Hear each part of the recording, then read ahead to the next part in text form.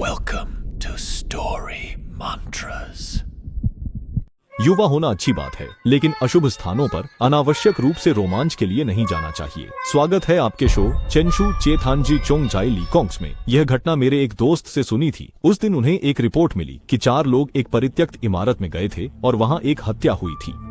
उन 4 लोगों का फेलू जाने का उद्देश्य था रोमांच। जब पुलिस पहुंची तो 2 मर चुके थे और एक घायल था। संदिग्ध को पुलिस ने काबू में कर लिया था और वह घायल जो बच गया उसने बताया कि फेलू में उनके साथ क्या हुआ। यह सुनने में अविश्वसनीय लगता है क्योंकि घायल का दावा है कि उनकी चोटें और मौतें अलौकिक कारणों से हुई। उस रात वे 4 दोस्त एक फेलू में रोमांच के लिए गए थे। जहाँ तक जाने का कारण है, घायल के अनुसार यह एक समाचार से प्रेरित था। एक जगह है जिसे ताओयुएनचिन कहते हैं।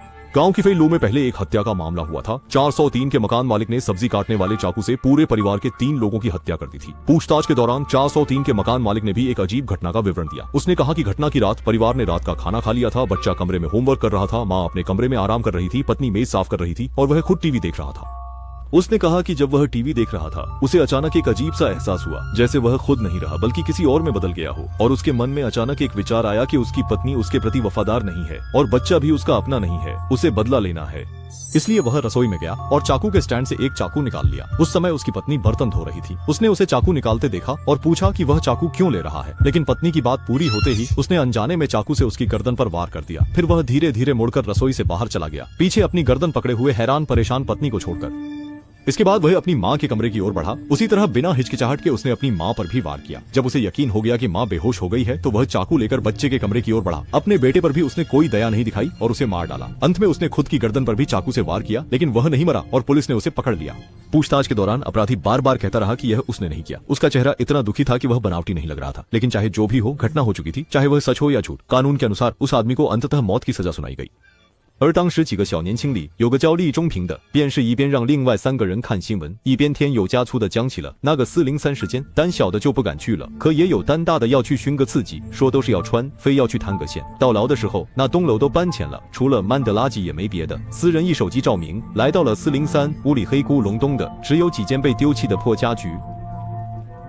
फिर भी ली जोंगपिंग पहले अंदर गया। पहले वह रसोई में गया जहां वह महिला मारी गई थी। फर्श पर लाल लाल था, पता नहीं खून था या कुछ और। घर काफी डरावना था और बाकी 3 लोगों ने बूढ़े और बच्चे के कमरे देखे, लेकिन सब कुछ खाली हो चुका था। कुछ नहीं दिखा तो वे जाने का इरादा कर रहे थे, लेकिन उन्होंने देखा कि ली जोंगपिंग पीछे के सोफे पर बैठा है और हिल नहीं रहा है।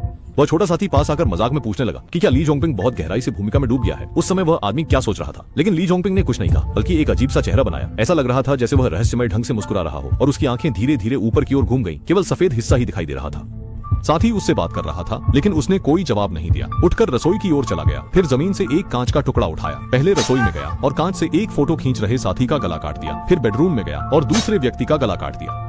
उसकी आंखें उलट गईं, जैसे कोई दुष्ट आत्मा हो। बाकी का एक व्यक्ति यह देखकर डर के मारे बाहर की ओर भागा, लेकिन उसे पीछे से पकड़ लिया गया और उसके चेहरे पर एक बड़ा घाव कर दिया गया। लेकिन अपनी जान बचाने के लिए वह फिर भी पूरी ताकत से बाहर की ओर भागा, लेकिन सही से कदम नहीं रखा और सीढ़ियों से नीचे गिर गया। ली जोंगपिंग सीढ़ियों के पास तक पीछा करता रहा, फिर वहीं खड़ा हो गया और आगे नहीं बढ़ा, बल्कि उसने कांच को अपनी गर्दन पर रखा और अपना गला काट लिया।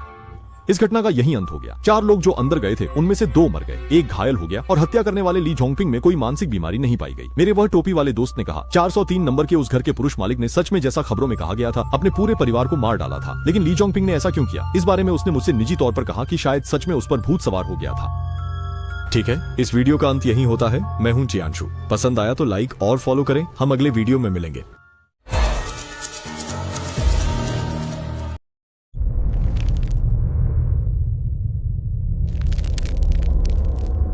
Thanks for watching.